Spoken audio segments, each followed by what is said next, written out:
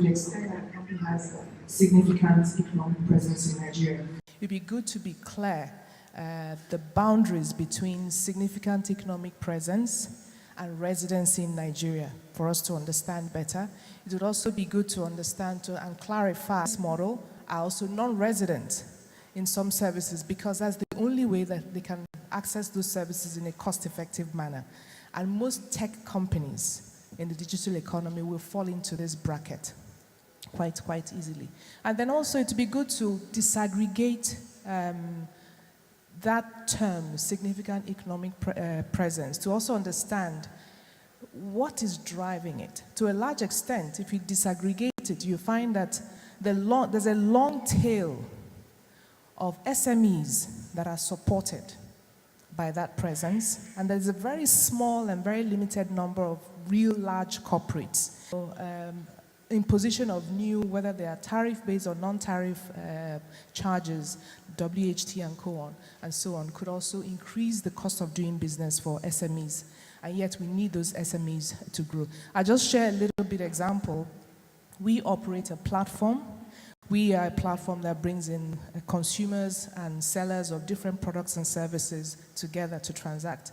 In 2015, we had only 300, possibly, roughly about the total number of sellers who were operating on our platform. For 5 years, we have about one from perspective of, is this company able to employ at least 5 people and pay them above minimum? All these things need to be looked at from that minimum tax for companies with imported equity capital of about 25%. The reality is that in tech, scalability are the same terms as that imported capital, and yet these companies provide a service that SMEs are dependent on, that small companies that are growing in Nigeria are dependent on. And so these are considerations that we need to look at. And even the definition of the minimum tax, when we say if a cost revenue, because no economic benefit, I didn't earn any commissions from it, no shipping fees were earned from it. So some of these things need to be looked at so that they're a little bit more I would say a fairer assessment and a fairer way of ensuring that means. Thank you very much. Yes, please, to address those as we go on. Some clarity around the significant economic presence and non-resident companies at first. Well, let me just say,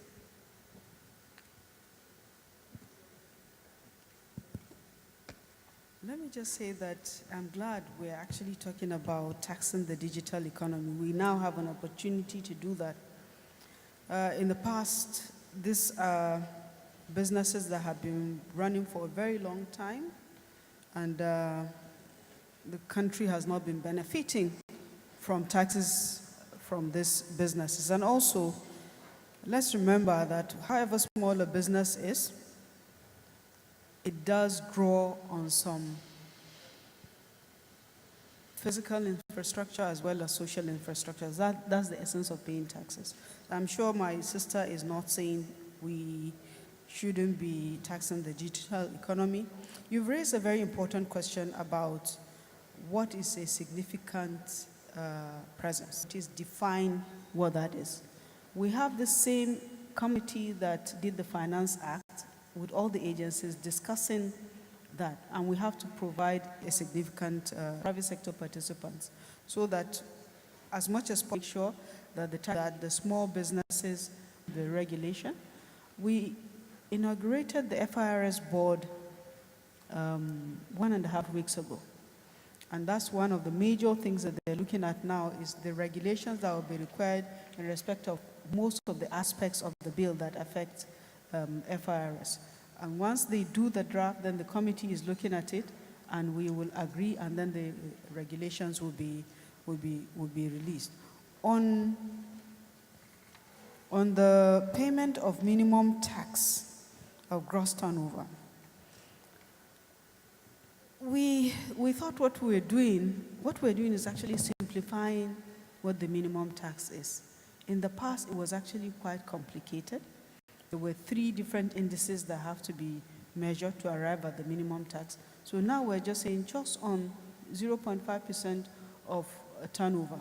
And I'm not clear as to whether you're, not just for the tax authorities, but even for the taxpayer to make a self-assessment and submit to payment of taxes. I thought Yomi also wanted to add some. Thank you, Honorable Minister. So I just wanted to maybe add some clarifications in terms of some of the specific provisions relating to tax law. We're being subject to tax, but based on rules that it's completely unaligned, misaligned with the digital economy. So, for example, it will require, in a number of cases, you having physical presence, or you have a specific agent that is dependent on you, through whom you are selling, or you are involved in some turnkey project, or when dealer that is aligned to the digital player. So we recognize that you may not have physical presence here, you may not have a dependent agent, you may not have a run business in the typical model that will have brought you to tax. So significant economic presence is one of the ways by which the OECD had introduced as rule, as basically had spoken to that we then need to have clarity as to what constitutes significant economic presence. So the Act says the finance minister, with all of the input and collaboration, will give guidelines on what constitutes significant economic presence. So the focus now should be around what are those guidelines and how quickly will they come, so that we don't get the brick and mortar type non-resident company to tax, whereas the digital player that are doing far more within the economy are not paying their fair share. So that's how that section is. And on the minimum tax, the question that you raised around minimum tax. So prior to Finance Act, we've always had minimum tax. And the minimum tax made some provisions for how a company should be taxed when the tax threshold falls below a certain level. It look at your paid-up capital, it look at your net asset, it look at your turnover, and there have been clamor that you can't continue to making profit. So it removed all of them and left turnover. So the conversation should be can we, to use, because in the old law it was 0.125% of the turnover, right? So now we've multiplied it by more than 4 that should be used. So I think those are some of the additions. Thank you very much. Thank you, Yomi. So I think that the minister has noted the need for the details around the significant economic presence to be clearly defined in order to guide the execution of that as well, and the points about imported capital. You spoke very much about industrialization and what was needed for the future. Now, as someone who's the country director of IFC, which engages with the private sector in order to aid development there, to what extent do you think that this bill will aid the global competitiveness of companies, of private sector companies? And are there aspects of the bill that you think will promote or hinder this, that the Honorable Minister may want to consider as they go about fine-tuning the details of execution? Good morning. Thank you for the question, and I really like this format of being able to have a bit of a conversation, productivity in key sectors to achieve inclusive growth, and tried to make the case for an industrialization agenda for Nigeria that can be driven by the private sector. But to the specific question, I think, first of all, I do think that the finance bill is quite well received despite some of the media that we've seen. Certainly the perspective is that it is quite comprehensive and covers a number of different issues. I think generally the expectation is that they're somehow addressed and accounted for, and we recognize that the tax burden for them should be certainly less. When we had a debate in my office yesterday a bit about this, and many people said, well, many of them weren't paying taxes anyway. But I think it's important because it acknowledges that that we want to be able to provide a space for SME, small businesses to grow. So I think that's important things, and touches on several sectors. But frankly, what has been missing in Nigeria, just in general, is a very comprehensive approach to how do we want to develop a particular sector over the next 5 to 10 years. It's not a one-year journey, it's a 5 to 10-year journey. And so addressing aspects of that journey through the finance bill is important, but it also involves engaging with a whole host of other agencies and ministries in order to make that happen. So my question is, how in the future, how will you and your colleagues go through the process of prioritizing where we as a country want to really do it in a smart and targeted way, and you use something like a finance bill to really just sharpen that perspective? That's my general question. I have maybe a more specific question around the concept of unintended consequences. Now, this goes back to the point I was making earlier about SMEs, and that is one of the things that we've seen, or at least trying to anticipate in terms of unintended consequences, is really having a situation where you have small companies trying to take advantage of the threshold and not actually maybe splitting up or encouraging false documentation or corporatization in order to take advantage of some of these benefits. So how are you thinking about it? Thank you very much. Sorry I missed your paper earlier today. You're right, we need to build a good agenda around industrialization. And we need to select a few sectors and prioritize and concentrate on them. The current Minister of Industry, Trade and Investment is working on a national policy on trade.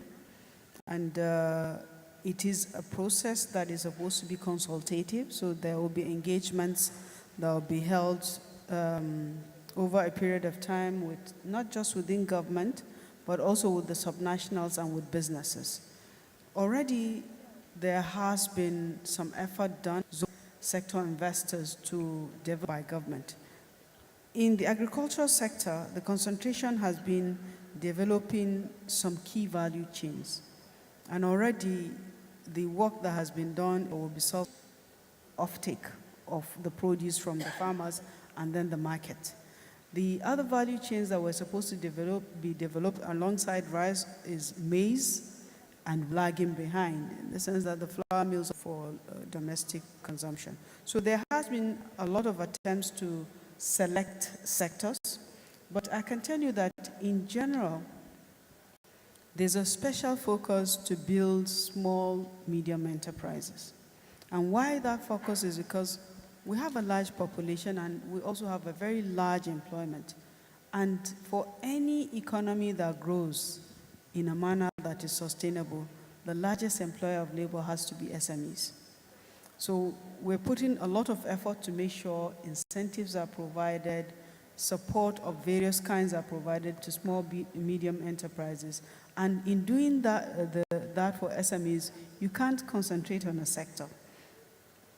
We are not concentrating on a sector, just on the size of the business. So people are, whether it is a home, a family business, or small or medium-sized business, they're just encouraged to be able to support SMEs. We're concentrating on a few value chains in agriculture. We're concentrating on building special economic zones across the country. 6 were initially identified, as well as reactivating some that have been operating before but are now operating at suboptimal level. For every regulation or policy you do, there will be some consequences. And below that, when you have a bank account, that the bank account, you have a tax identification number, the tax authorities will be continuously monitoring the performance of businesses through to catch up on that. So the answer to how we minimize, I'm not saying we will eliminate, is automation of the processes of tax collections, tracking of business performance, and even the registration of businesses itself, making sure that the customs is linked to FRS, there's a link with the banking system, there's a link with CAC, we have BVN numbers and tax identification numbers. In the Ministry of Finance, Budget and Planning, we have a project that we call Project Lighthouse.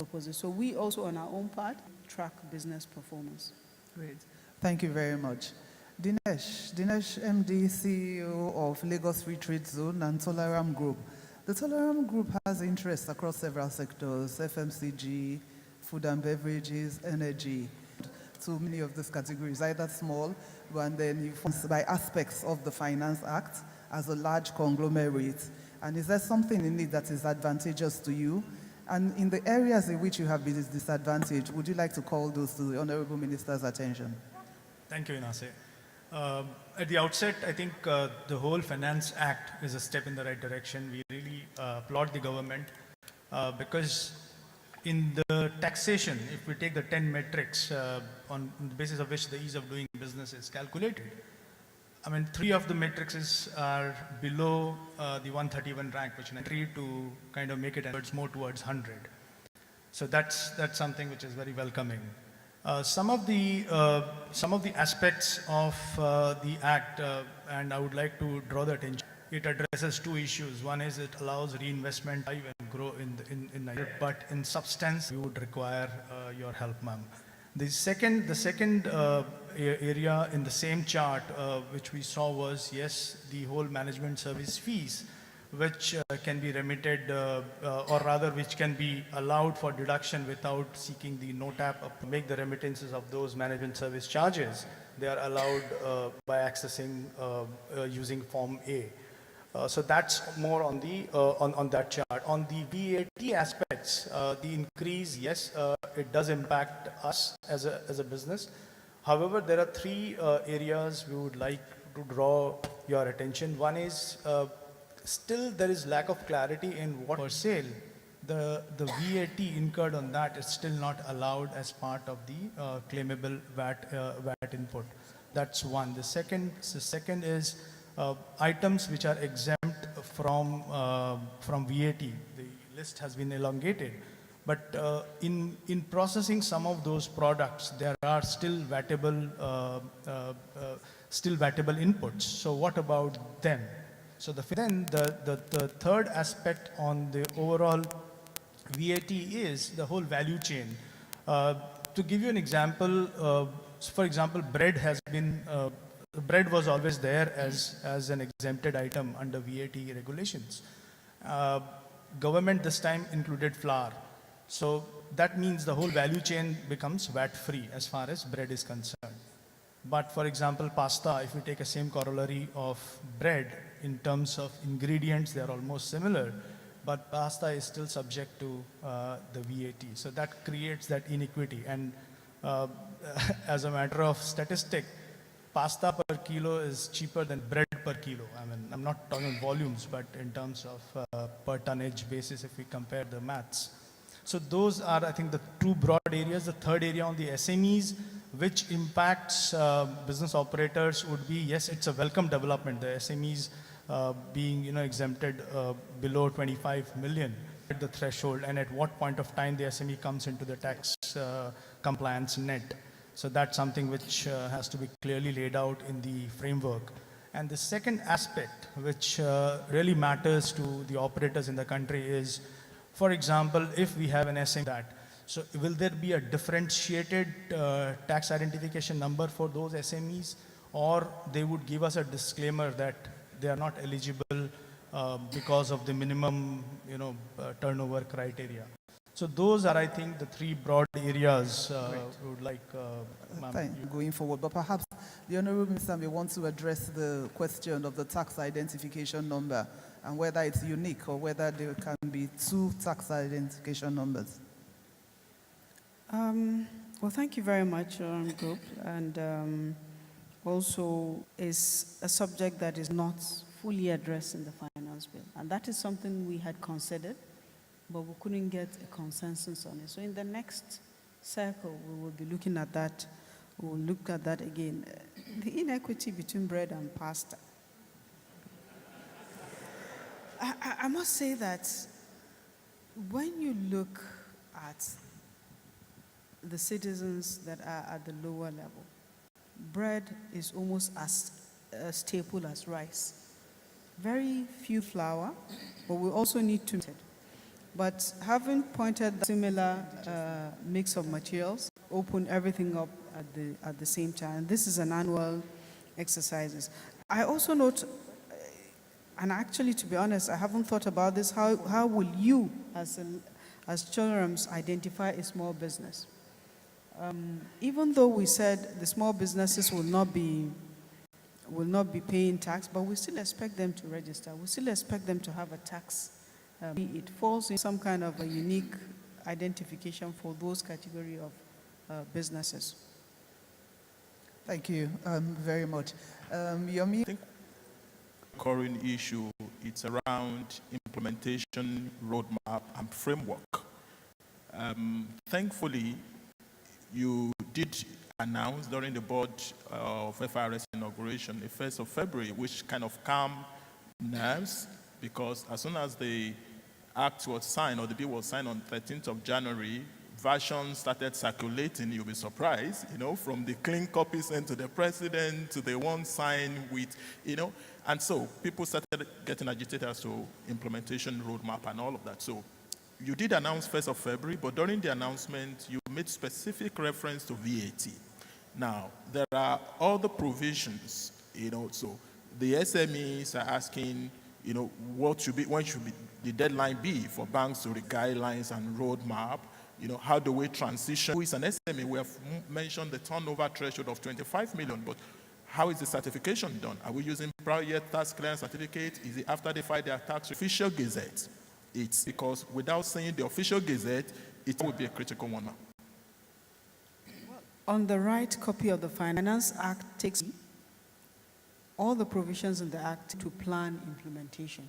So the effective date of when the team becomes, we're also interfacing with the monetary, with the bank or the banking system, finding out from them what is a reasonable length of time to give customers to be able to have this. At the end of the work of the exercise of the committee, we're going to be releasing guidelines on what is special economic presence, guidelines on registration and identification. So that's great.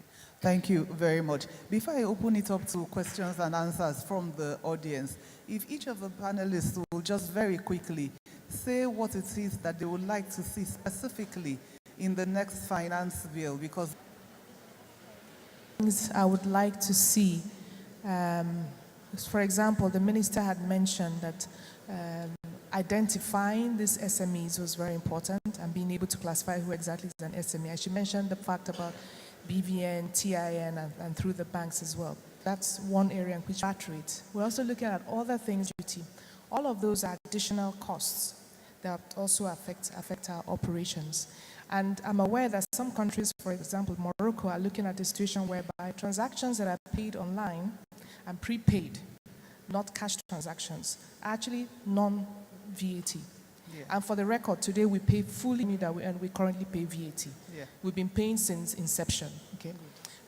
So some countries, this is one way which it could also be incentivized for platforms for us, like us, to grow more SMEs on our platform, while of course being an opportunity for government to also understand what is the number of SMEs, what is the turnover of such SMEs on our platform.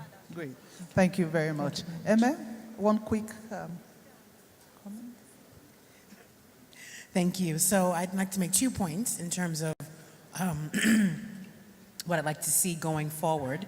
And it's this question also of input taxes that are paid on capital goods not being able to be offset on the output VAT. And our sense is that this might lead businesses to defer investment. So some way to rationalize that piece of it.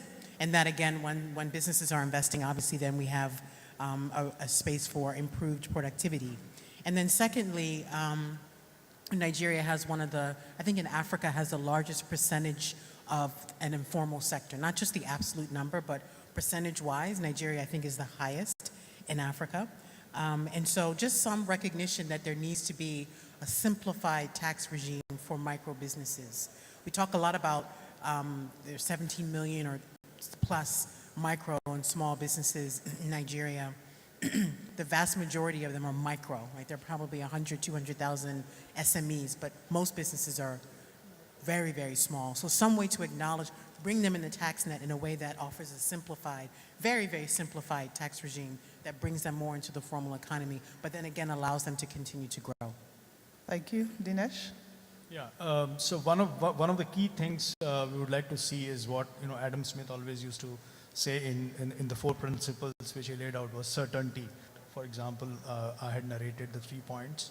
And then even on the capital gains, I think the whole thing is very inequitable, the current regime, because it doesn't allow the indexation benefits. For example, if something was bought 10 years back, even if in real terms it has actually gone down in value, but we still have to pay the taxation.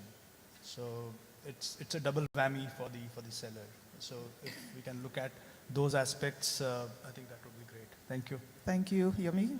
Okay. Honorable Minister, my own question will be the Comments. One quick thing you would like to see in the next finance bill that's coming up? Absolutely. Yes, So the next step, so the changes we saw in ultimate intention is to have in the digital economy.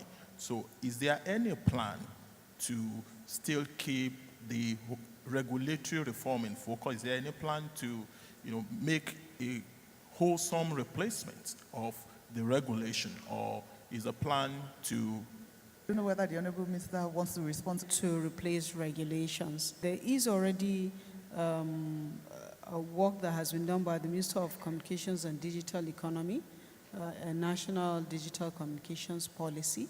So that is addressing the digital economy more holistically. Great. Thank you very much.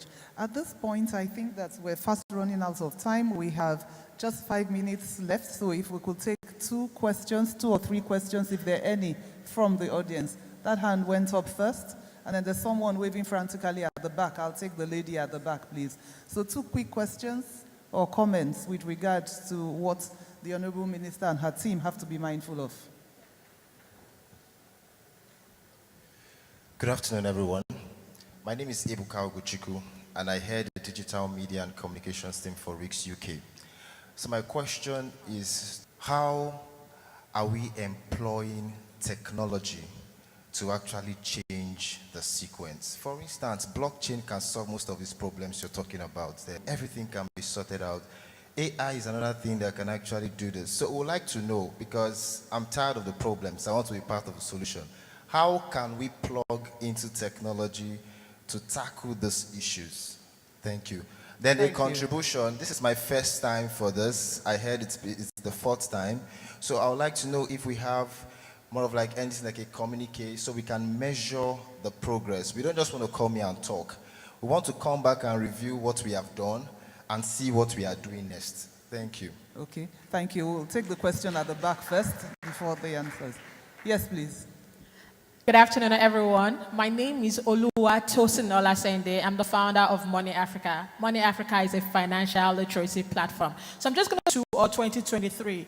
It sounds ambitious. I just wanted to know how we'll get there. Then my second question is about the dissemination of information. My question is, how do we bridge that to ensure that the end market actually receive it in the right way? Thank you. Thank you. Could you please, yes, we have just time for 2. Okay, Ibuka, where the Federal Inland Revenue Service, the Nigerian Customs Service, and all the revenue collecting agencies are advancing in the use of technology. The Customs Service is actually using blockchain technology and has almost come to do to make sure that there are no cash collected to the bank. And so we're continuing to do that, and we're improving as we go along. FIRS has a lot more work to do in terms of reviewing the iTax system that they have been using. It's not been deployed nationwide, and it has some deficiencies that the current service is trying to correct. I'm going to ask Yomi to make comments about the communique of this. I don't know. I was invited, by the way, so I'm a participant here. So Deloitte should answer that. Money Africa, 15%, reaching 15% revenue to GDP by 2023. I said earlier on is a stretch. That is what is in the ERGP. The assessment we've done now is that if we really push, we could do 12 to 13%, and we're working to be able to arrive at the numbers. There will be allocation of targets per initiative for each agency of government, and they will be expected to deliver. And the president said that there will be consequences when you don't deliver on those targets. Yomi, please. Thank you very much. Thank you so very much, Matt. So you can be rest assured that all action items coming out of this conference are being collated. So we will ensure that frequent tax alerts and newsletters, you will definitely get to know how we progress on some of the to-dos that we've agreed on. Thank you very much. Great. Thank you very much. We would like to thank the Honorable Minister for being available. And also to thank all the panelists, Eme Essien, Juliet Sanama, Dinesh Rathi, Yomi Olugbenro. Thank you all very much. Thank you, ladies and gentlemen.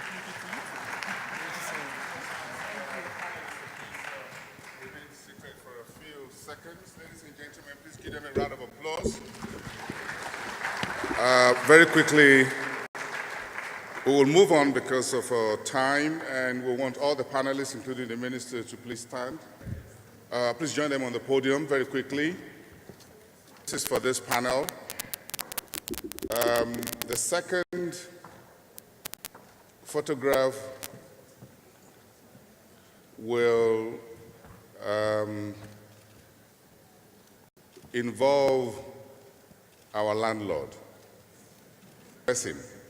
Put your hands together, please, for Mr. Babajide Sanwo-Olu, the Executive Governor of Lagos State.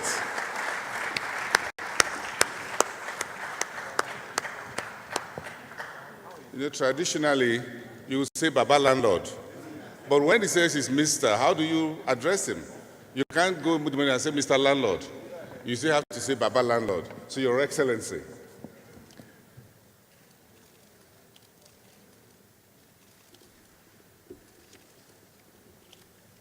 Okay. May I ask His Excellency? Now I have two excellencies now. Let me start with the landlord. Yeah, our chief host, which is Lagos State, Honorable Minister, who is a partner at Deloitte, to please join them on the podium. Femi Abegunde, where are you? Okay, please join them for this photograph. Then Anthony Olukoju, are you? Okay, please come forward, the CEO at Deloitte as well.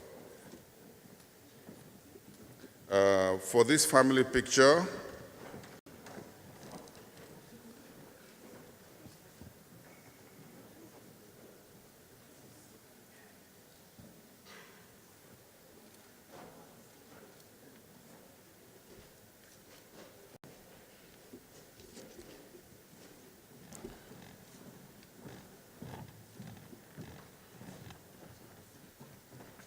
someone on this side, please. Thank you.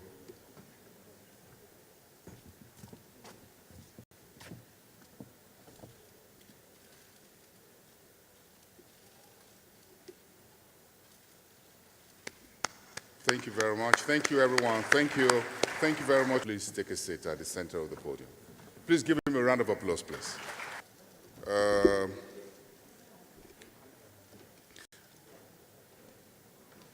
He is sitting on the next panel and the final panel for the day on infrastructure. And he will be joined by a few other panelists that I'm going to introduce in a short. Thank you, photographers. May I please invite to the podium Mr. Uche Oji, who is the Managing Director at Nigeria Sovereign Investment Authority. Uche Oji, please, a member of the panel. Thank you. Please come to the podium. A round of applause, please, for Uche Oji. Thank you. Uche has been here for all through the session, is listening, as well as Deji Ali, Non-Executive Director at ARM Holdings. Please, thank you, sir, for coming. He's also the founder of Asset and Resource Management Company. Also joining this panel is Oliver Andrews, who is the Executive Director and Chief Investment Officer at Africa Finance Corporation. Please give him a round of applause, please. That's Oliver for you, ED and Chief Investment Officer at, please take a seat, yes. Actually, it's a free sitting except where the governor is seated.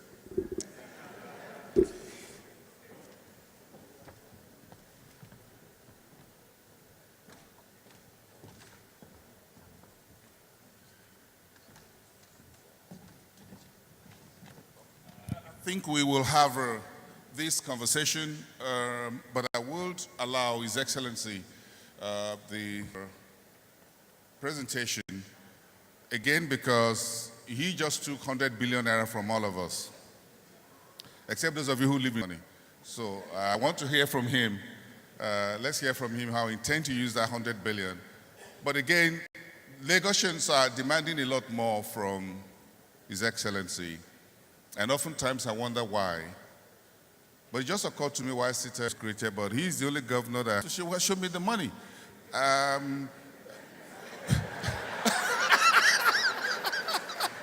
So he needs all the money he can get to fix Lagos State.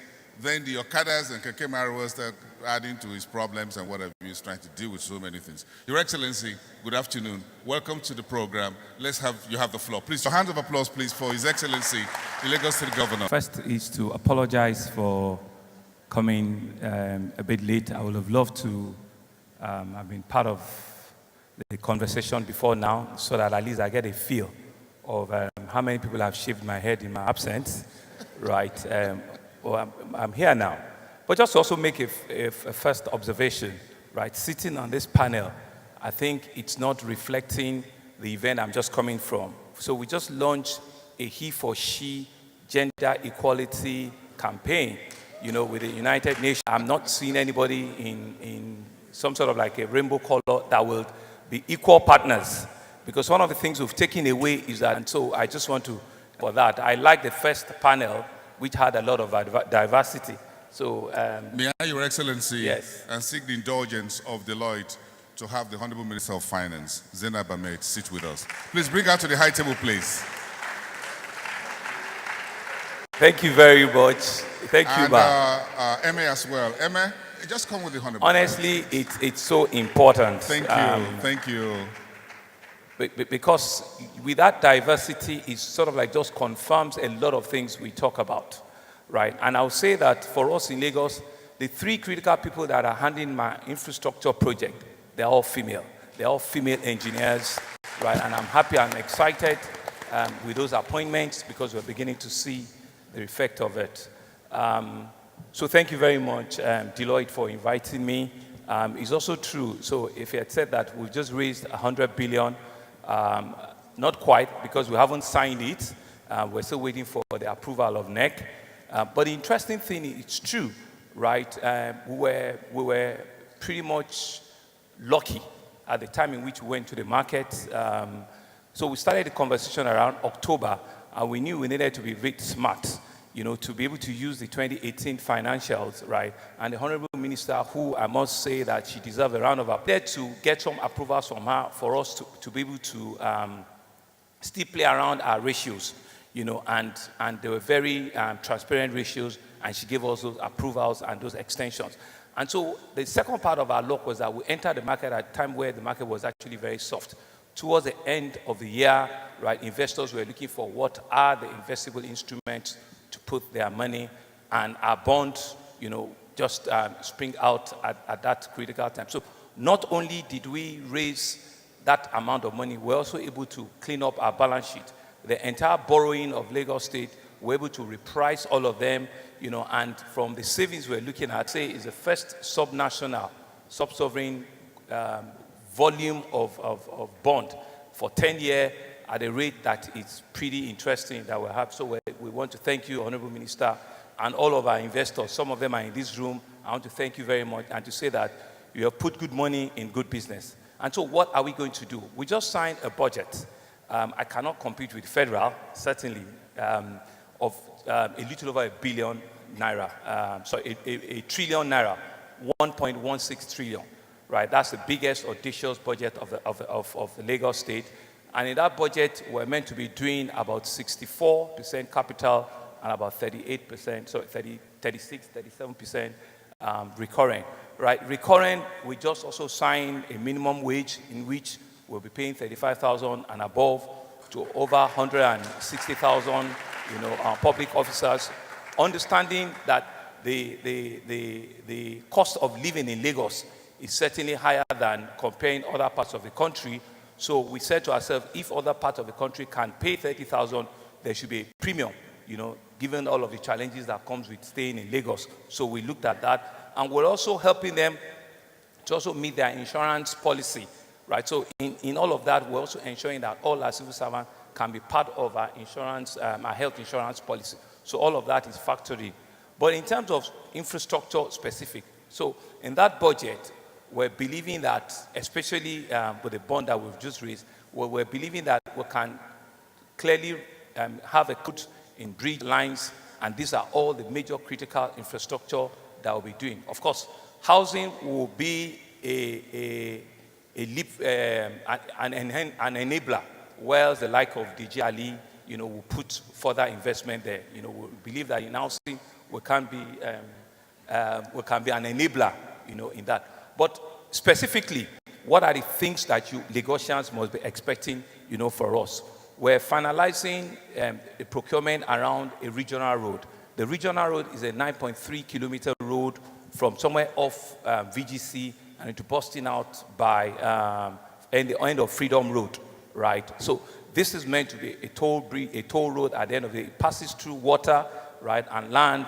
And you've seen we've started doing some people that are built on our right-of-way, and we're going to take them out because that road is critical. It's critical for two things. One, it relieves the Lekki-Ekpe Express Road, which in itself is at level 7, is at the highest level.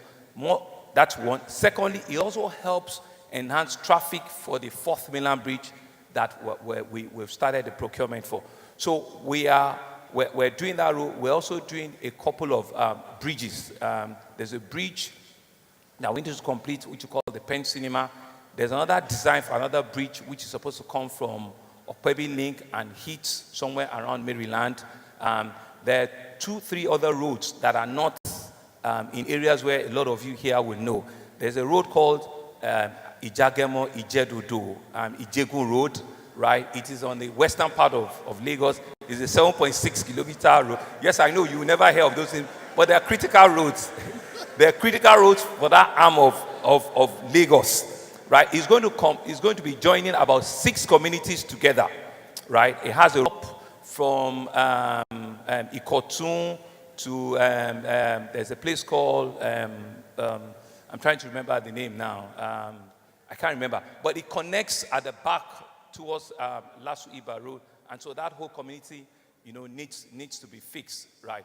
And thank you very much.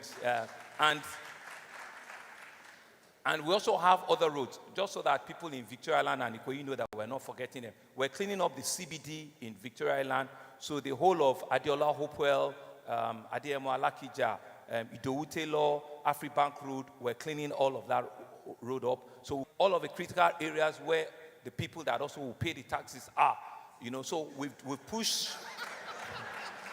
So we've pushed all of those road construction so that everybody is not left behind. And the final one will go around Ojo, Kadoso, Ajegunle area, and we're fixing Kadoso Iba Road, right, to come out into Lagos Badagry Express Road. So on Lagos Badagry Express Road, we're also pushing that road. Right now, we're at trade fair. By the end of the year, in 9 months' time, we need to get to Lasu Iba Junction and eventually get to Okokomaiko. So that's a 10-lane highway road. It's a major interchange between Nigeria and the West African coast. And we also have the rail component in the middle. So we'll have doing 5-5 on this side, and we'll have the rail component in the middle. Just to quickly talk about the rail, because it's also a critical infrastructure.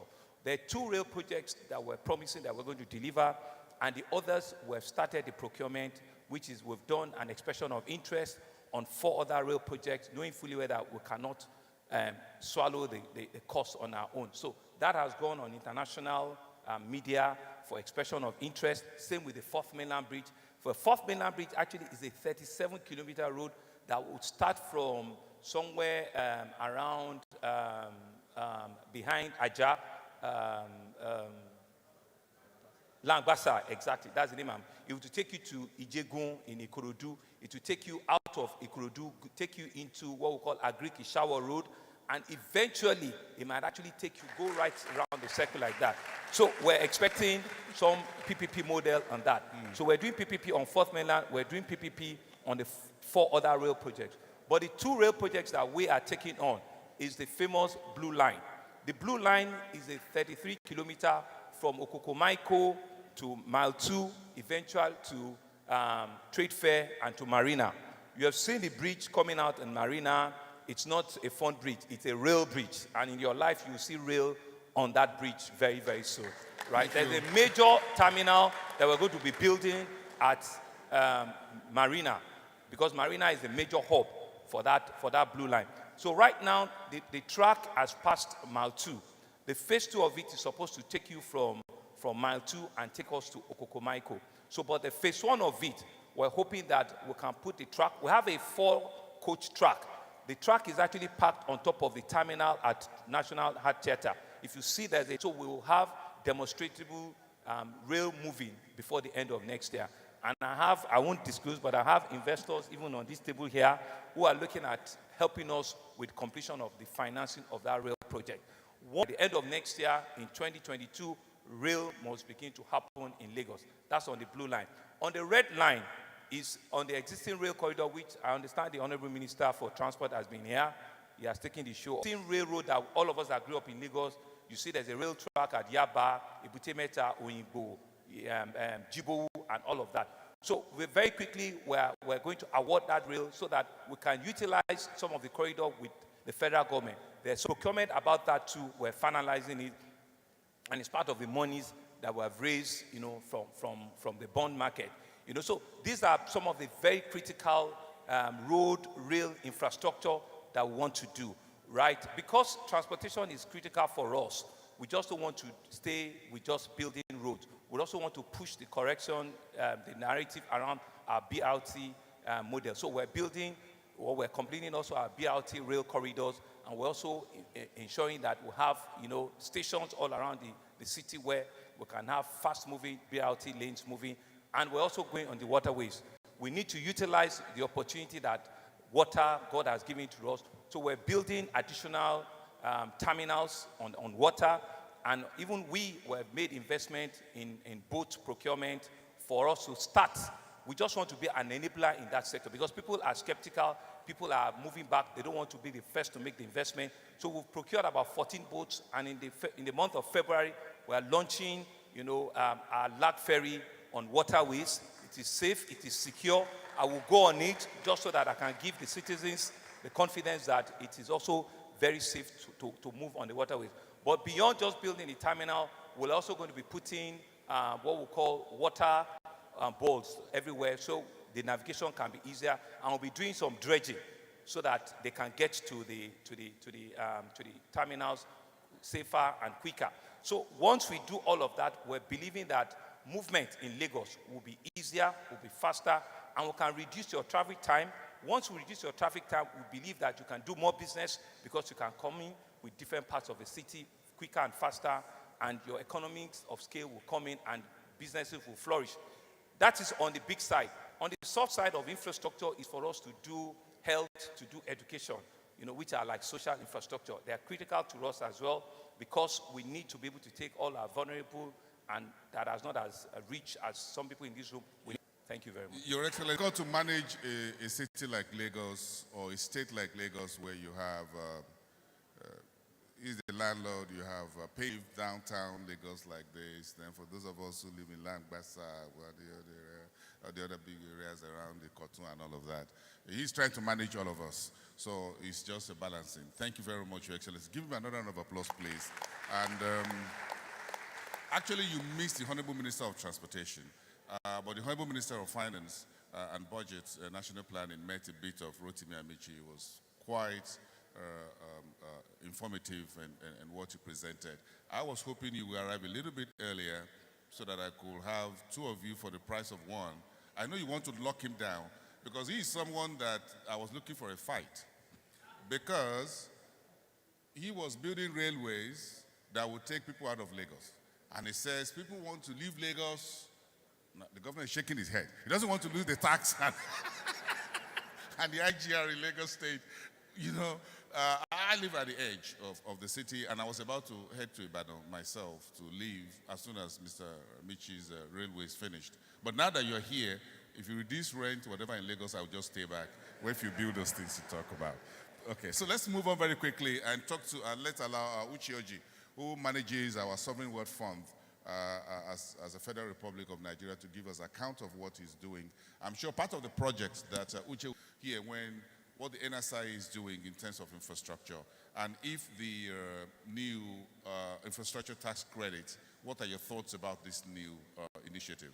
Sure. Well, thank you very much. First of all, I want to thank Deloitte for putting this together and also commend His Excellency for all the initiatives. And I want to wish you the best with all of them.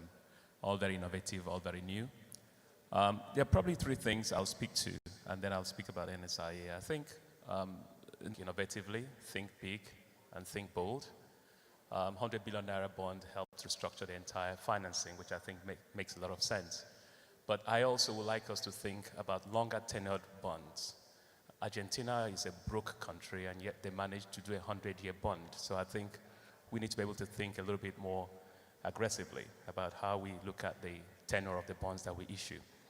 And also, innovatively, all of these are buzzwords of the last less than 30 years in some cases, which means there's still a lot of innovation that can still happen.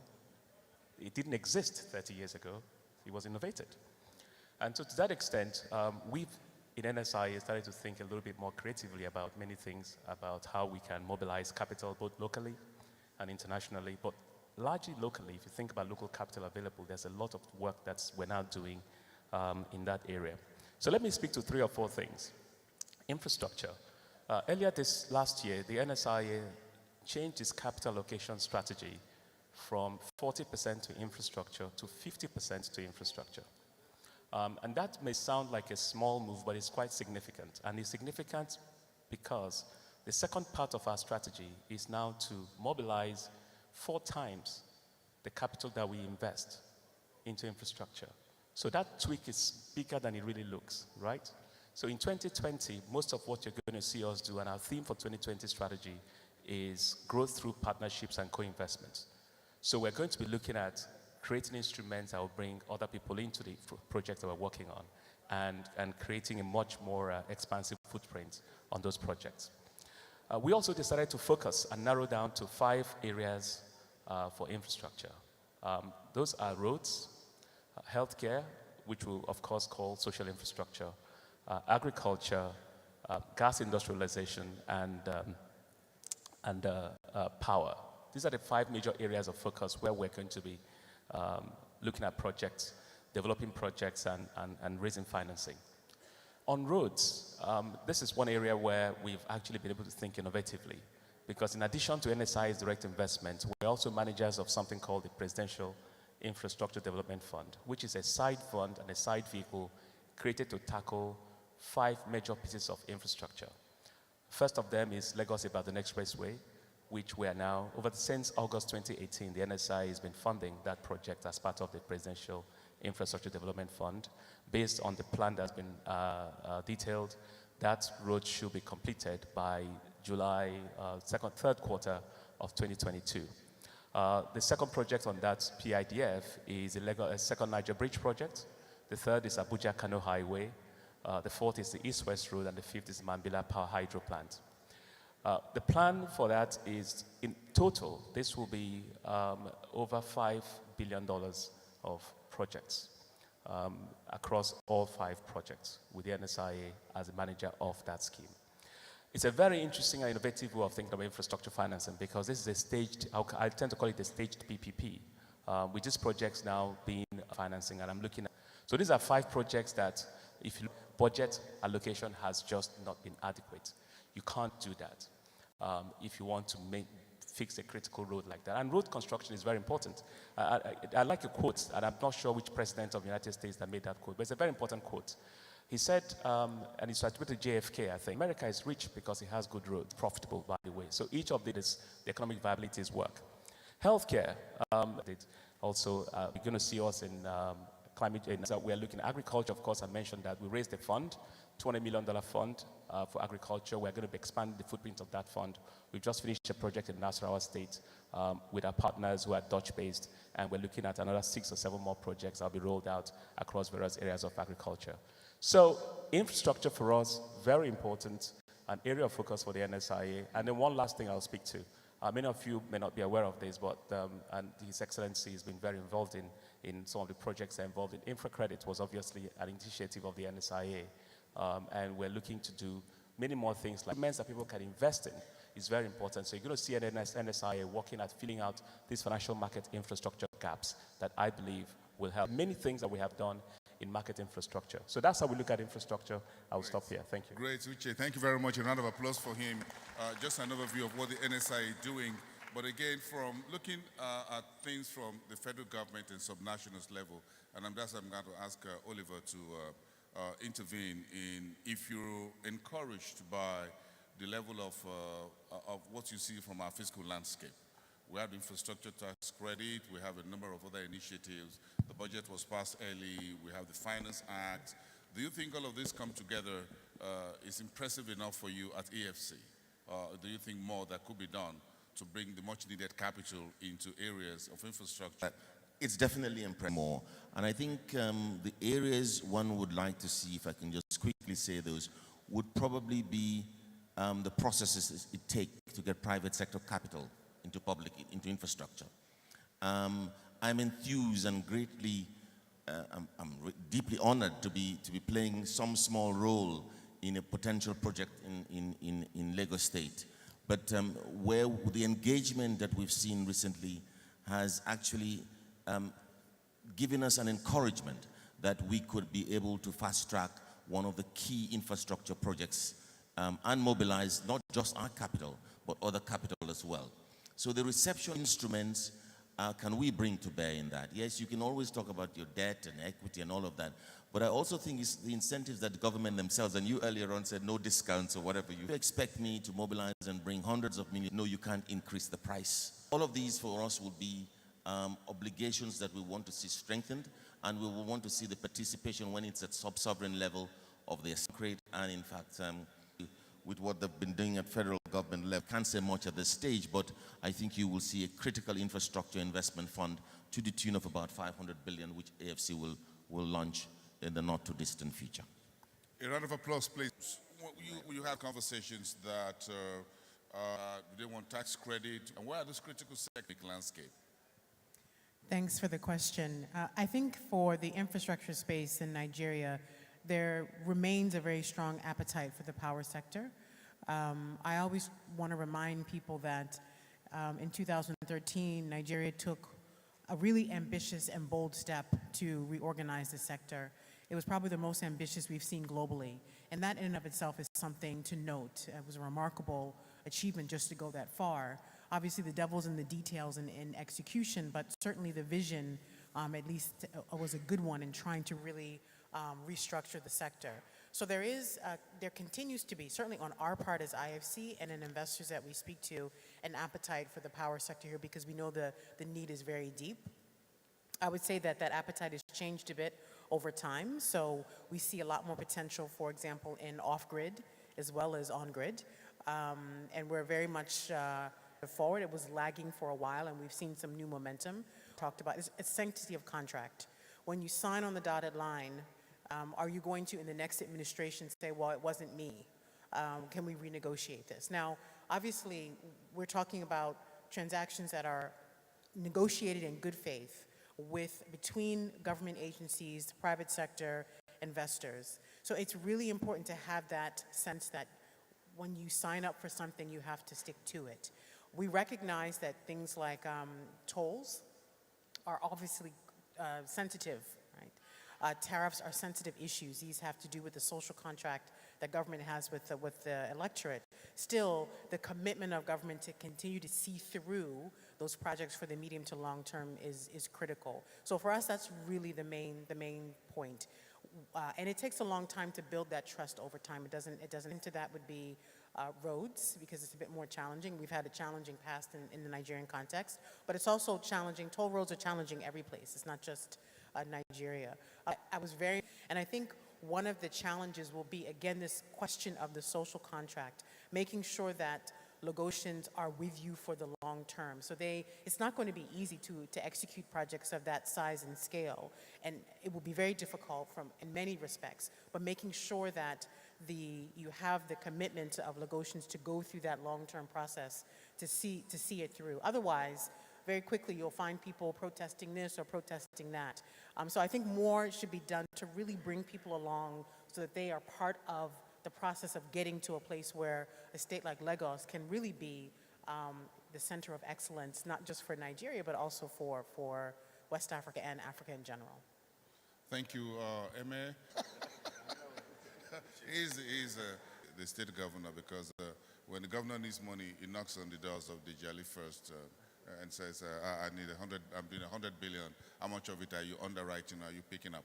So I'm sure you picked up some of the 100 billion infrastructure fund that's German over time, trying to reduce the size of federal government's borrowing, at least reduce the yield. In fact, 2020 will have a lot of liquidity in the system. So from the market point of view, what's your take on the finance bill, the infrastructure tax credit, and all? Do you think we have the basket of incentives, as it were, to incentivize the market to put in more money into the projects like the Lagos State wants to do, that the NSIA want to do as well? Could someone please finance a microphone there for him? Infrastructure. Okay, here.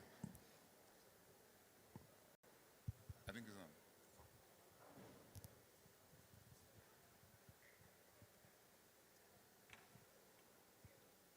on. Well, thank you very much for your question, Honorable Minister and Your Excellency. Good afternoon, ladies and gentlemen. So the way I would like to respond to your question is to start off by saying that it's easier for us to understand the need for an improvement in our infrastructure than it is for us to say that, because it speaks to the question of what progress means to us. We need to frame our minds, first of all, of visiting a part of Lagos I'd never been to. At the end of it, made me feel very sorry for you. I just wondered how anyone could fix Lagos. Iba, never been. I went to look for some, our housemate, but it's a long story. So, what is progress? What does progress mean? We look at progress in the context of what Emma shared during her presentation. Said in 15 years' time, we could be a $2 trillion sustainably at 10% per annum. Now, if that is our goal, then I would say the following. I think the Road Infrastructure Development Initiative is, to my mind, a sound initiative. It's creative, it's a new way of thinking by the government, and it obviates the need to go into that lengthy debate between private sector and public sector on bankability issues, because PPP, we mention it, but in reality, we all know what it means. It's patience, patience, patience. It takes forever to conclude a deal. Is it what we need? Is it the kind of initiative we need to get us to the picture that Emma shared today? Now, 15 years, China has invested the roughly 60 billion that the president pledged in 2018. Now, China has a strategy for Africa and so forth. There's capital that's ready to go into infrastructure. Or we get more out of that relationship than the current arrangement. And what do I mean by that? China's formula is to subvert the private sector, who really want to fix our infrastructure. Where has to take the lead for Africa, China?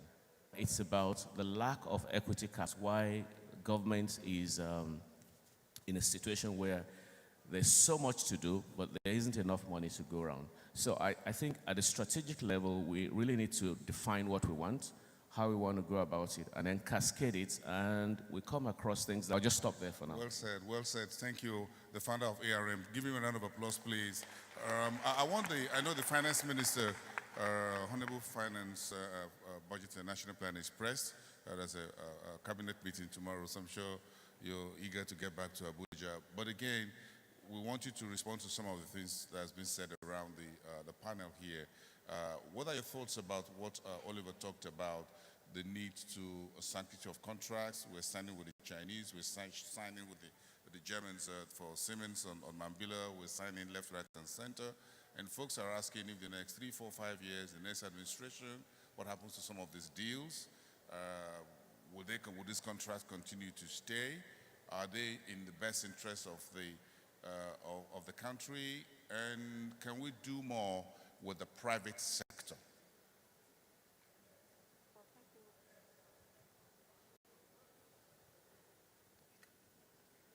Just press the button.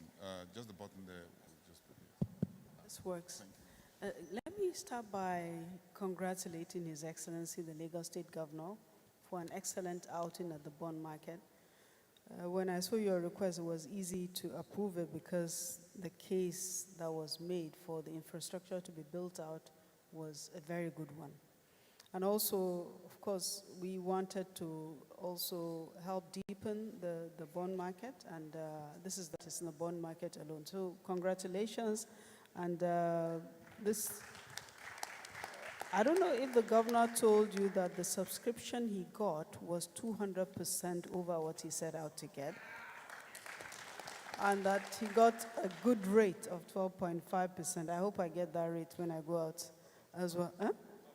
12.25. Okay, so I have to chase after you and get that raise. Sanctity of contract is very, very important. But I must say that this administration has been one that has respected contracts and respected laws. And we hope subsequent administrations will do the same thing. Currently, we are implementing projects that we found that are ongoing. We inherited a lot of debts that we're servicing through several means. I want to add on the infrastructure tax credit scheme. There is a variant that the NSIA is handling, the Presidential Infrastructure Development Fund. There's a road infrastructure tax credit scheme that is not actually using government funds. The government, they get their money back, including cost of funds and profit from tax credits. So that is a project that the Ministry of Finance is leading on. In Lagos, the Apapa Road, the road leading to Wharf, is one of, and businesses we saw are roads that have direct impact on their own businesses. So they choose to build those roads because when the roads are built, it enhances their own businesses. So the design is driving also. And to make sure that there's financial performance of the distribution networks, because within the power sector, that is our weakest link as such. The problem we have now is we have more generation that can be carried by the transmission company, and then we have more light transmitted than the discos can carry and distribute and collect. So it's a very complex situation. We're making progress with the support of IFC and the World Bank.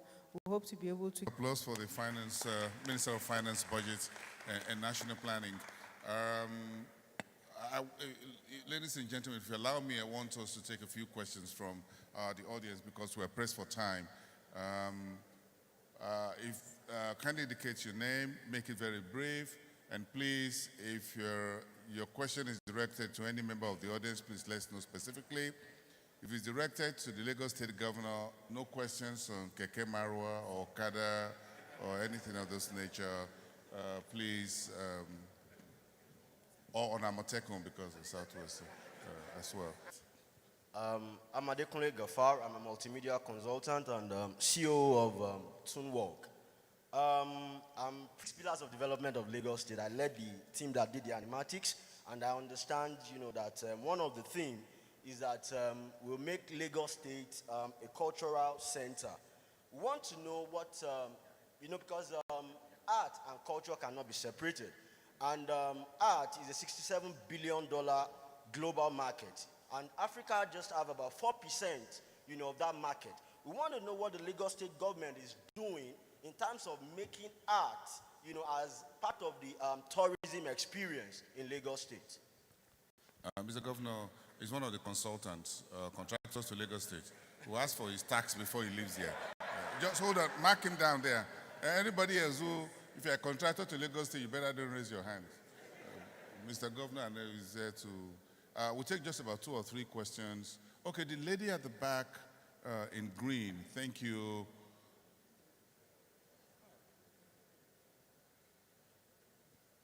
Thank you very much. My name is Dr. Nemot Absala Balogun.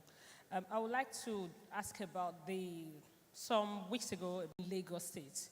How can we leverage on partnerships in such a way that this can give an economic outlook, looking at social capital creation with health and technology? And how do you get the community members to kind of like see these as something that will be sustainable and will be beneficial for them? A quick question, please. What did you say was set up in Lagos? Or I'm not sure Mr. Governor got that. The smart health information. The governor knows about Smart?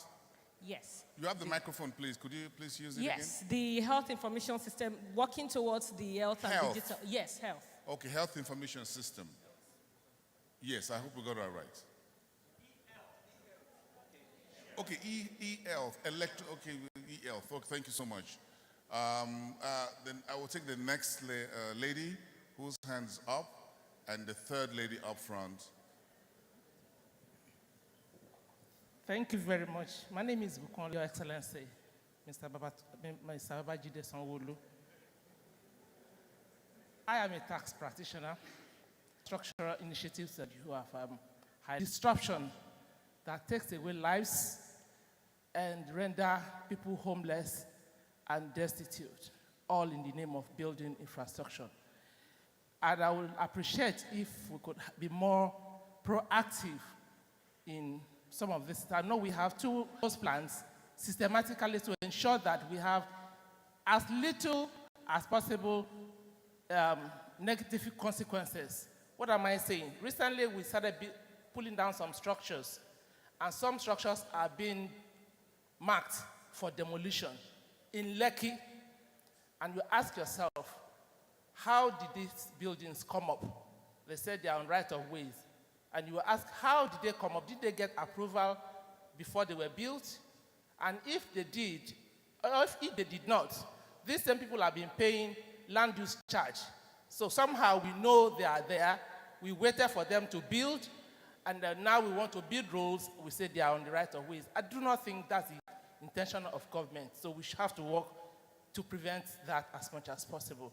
Thank you very much. Can we take the next question? Sorry, please. The second one goes to the Honorable Minister. Your intentions are very good with the finance bill.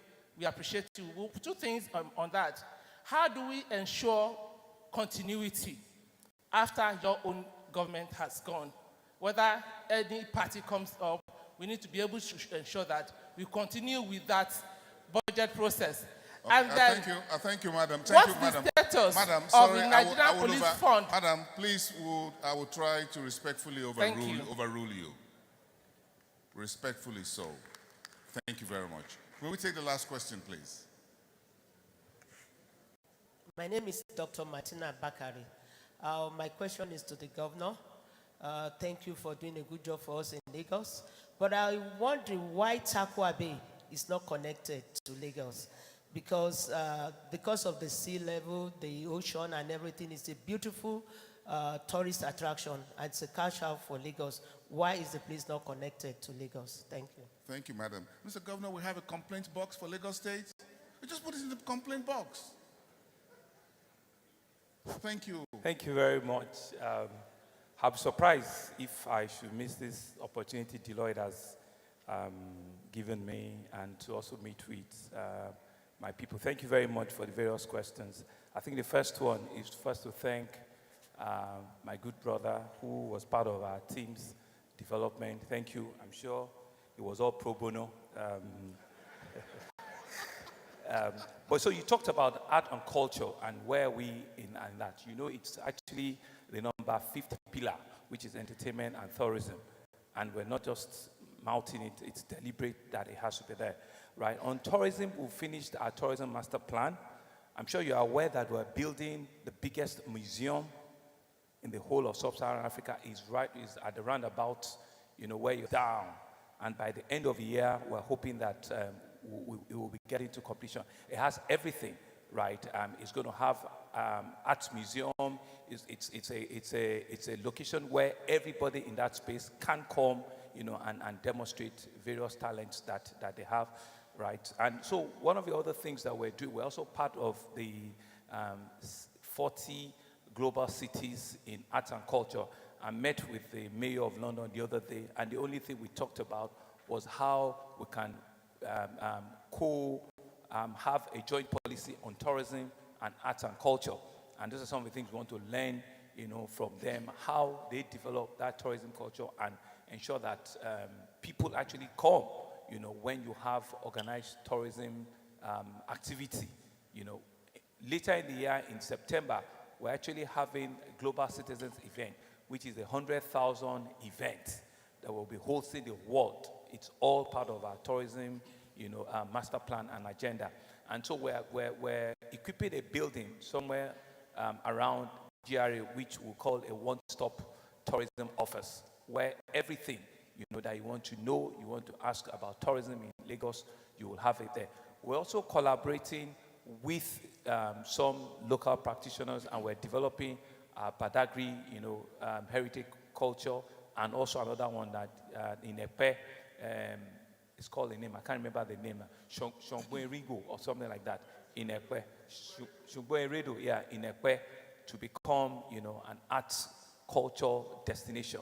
So these are some of the things we're doing, but like I said, we have a master plan, and based on that master plan, we're pushing all of our agenda in it. Entertainment is a different thing. We have a whole new plan on that, and so that I don't waste the time. On e-health, thank you very much. I'm sure you came for that event. Part of the things that e-health, right, there's so many things that we cannot do. So that event was a 3-day event, was to set that platform where access and information can freely really start. So we started that process, and we've identified not only NGOs, but also volunteers that will go to all nooks and crannies of Lagos and begin to get our data, right? Part of the things that we're hoping is that we will increase health access and affordability. Access in terms of ensuring that people can use our primary health institutions. We've got 337 of them. We need to equip them. We need to ensure that they are well staffed, and they can also take the information when people come. That's access. But affordability is on the health insurance scheme, which I also mentioned that we, even as a government, we're ensuring that our 180,000 public officers, civil servants, are all signed up into the health insurance scheme. Once you have that kind of a platform, you can pool resources together, and we're working with about 2,000 even private health institutions so that it becomes accessible and affordable, right? But we know that we cannot do all of these things if we don't have data. That's why we'll also be appealing, once we are ready, that people, where people are, hoping that even the fallout, the outcome of approvals on the very next step of what are things they need to do. But it's just because I sit there, I know what are the things they are bringing, but the cabinet is waiting for them to get all the approvals around, the e-health initiative.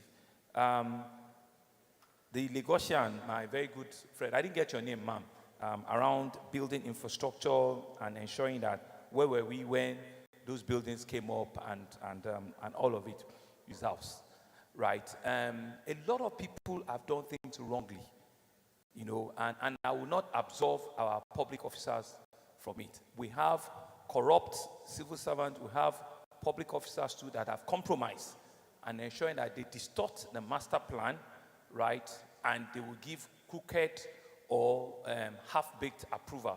But I can assure you, ma, that if you truly want to build and you come to government for what we call land information, the land information will show you that if this road or if this building or this plot that you want to buy, if it's on a future right-of-way, it will show, it will indicate. Because if they give you a land information, it's a letter that you can hold and you can take us to court based on that. Because that is a commitment to say that you had come before you bought the land or before you start building, they have done and they've said to you that it's free of future development and it's not on any form of right-of-way. But what people usually do is that they will want to cut corners. They will not want to do the right thing, right? And they will, a place where we believe the totality of Lagos require as a road, even for overriding public interest, we can take it down. More so when you have also not even gotten the approval. I can tell you for free, man, all of the houses that you see that have been marked in Lekki, they do not have building approval. They do not have building. But you can ask us and say that, so where were we when they were building? It doesn't make it right or wrong. The fact that the government did not come and stop you when you're building, does still, because it is for the benefit of Lagosians. Those people in right of, I've asked the Oba in Lagos, did you give approval for? They said no. None of them have. The only people, Arcadia, if you know, Arcadia got, with that one, we can tilt, whatever we need to do. So if you have an approval, you can rest assured that you will not be touched. But I can tell you they do not have a right of, they don't have approval, they don't have building approval, they've not done any analysis, they didn't come to government, they just, took the laws into their hand. But I take the point that we need to, that 7 days notice for you to know that we're coming. So we'll give you a round of applause, please, for His Excellency. The final observation is from Dr. Bakari, and she said a very important thing, that why are we not connecting to Takwa Bay? And you're very right. Unfortunately, it's just that Takwa Bay is on the right of way for vessels coming into the country. Right? If you look at the geography, that is the path in which the entrance, ships and vessels come into the country, into Apapa Port and to the Tinkan Port. And so we cannot do a bridge across it. In fact, there's some innovations around doing a tunnel.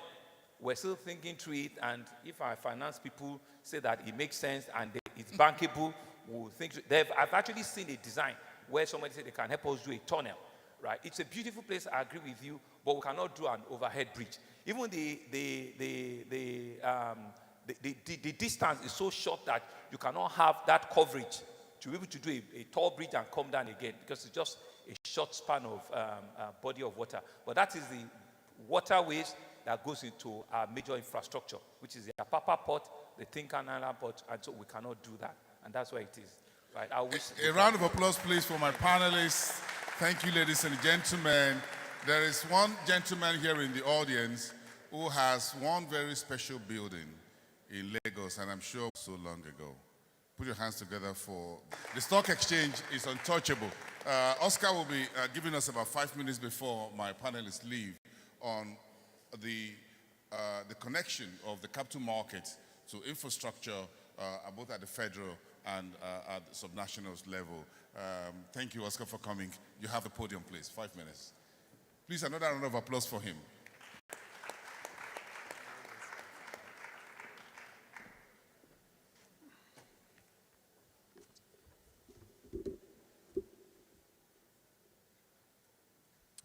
Excellency Mr. Babajide Sanwo-Olu, Zainab Ahmed.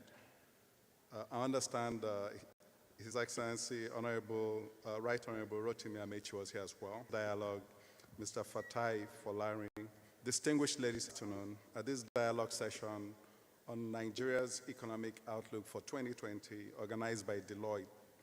On behalf of the National Council and Management of the Nigerian Stock Exchange, I congratulate Mr. Fatai Folari, West Africa CEO of Deloitte, and his team for organizing this strategic dialogue session, even as we begin to count down the last couple of days in the stations in many quarters, with the NSE All-Share Index delivering a year-to-date performance of 10.1%, arguably the highest return across markets globally. The performance of a nation's flagship capital market index is widely accepted as a leading indicator to the economic performance of the country. While this holds true, a number of exogenous factors are responsible for the NSE All-Share Index performance, which may or may not be sustainable in the short to medium term unless Nigeria's economic managers continue deliberate efforts aimed at improving the country's economic fundamentals. As CEO of the Nigerian Stock Exchange, I sit on a number of boards, and in the last couple, through these sections, a number of recurring themes have been identified as the key factors expected to shape the Nigerian economy in 2020. Permit me to elaborate on these factors and connect them to the topic of my speech, which is the current state of the Nigerian economy and the journey towards inclusive growth. The first one is crude oil price and production. The dynamics of crude oil price and production will continue to influence the Nigerian economy in 2020. Empirical evidence shows that the NSE All-Share Index is highly correlated with crude oil prices under stable output conditions. It is therefore no coincidence that the US-Iran tensions in the start of the year factors project a global growth of 3.4% in 2020. This is predicated on reduced trade and geopolitical tensions and macroeconomic strains in Euro area that have dampened business confidence and investment decisions. Nigeria's population is growing at about 3.2% annually. It goes without saying that the Nigerian economy remains on a real per capita growth that will be inclusive enough to tackle unemployment challenges can only begin from double the rate of economic growth, which means in the range of 5 to 8% real GDP growth. The business environment, and the panel has touched upon that quite a bit today.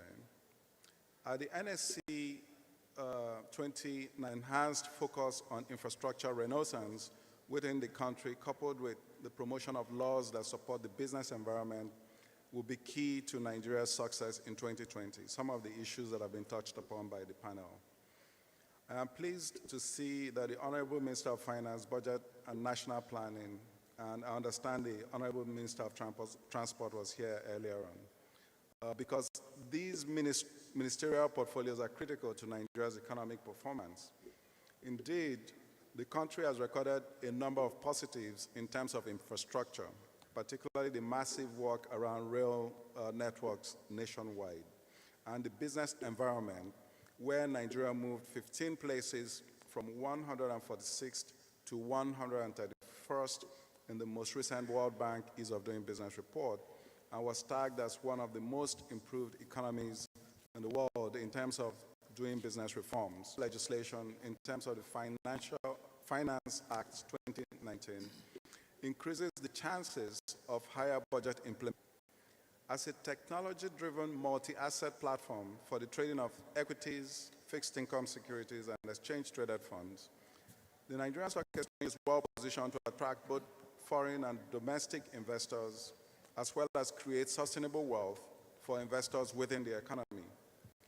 The NSE's 29 trillion naira or $80 billion total market capitalization could easily double as companies and governments look for access to patient, long-term, and right-sized capital, which is available from foreign and domestic investors seeking attractive investment destinations.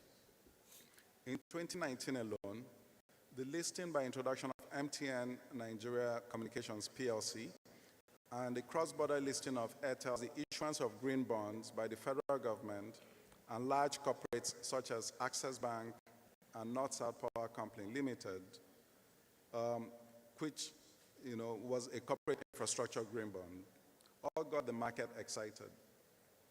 But this was eclipsed by subpar growth performance in the country as a whole, coupled with some policy inconsistencies that spooked investors.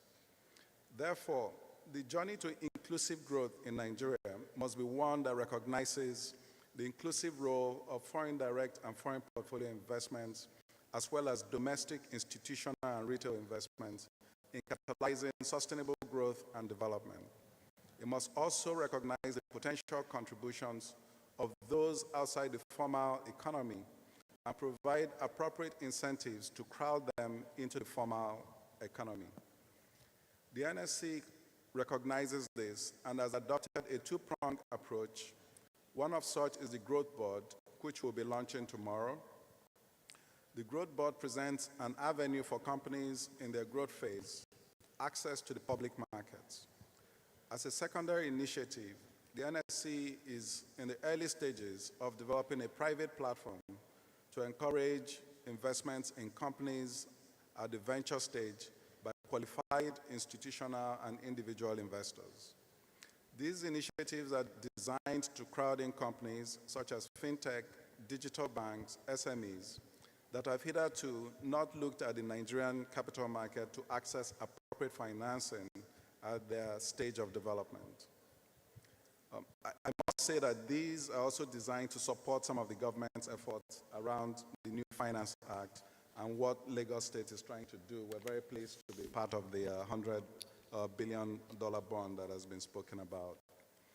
In the past couple of weeks, the country had a meeting at Davos, Switzerland.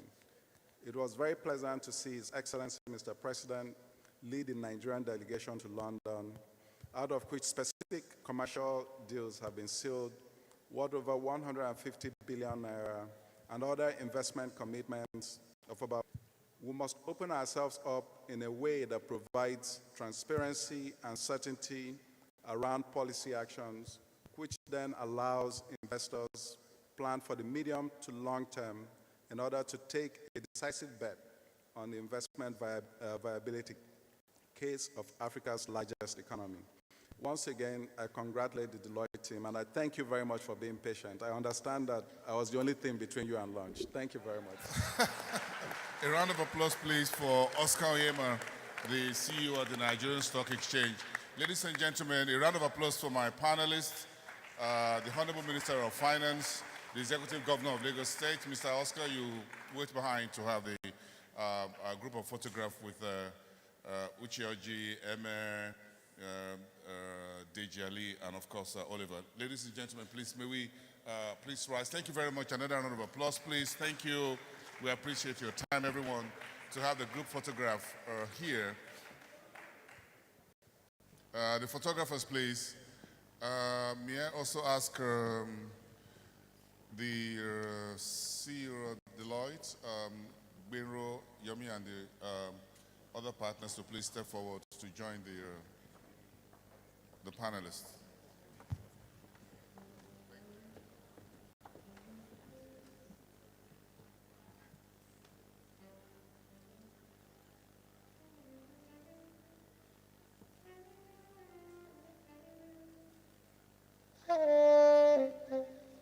State Governor with the Minister of Finance and the partners at Deloitte will have the last group photograph, please. And then we'll ask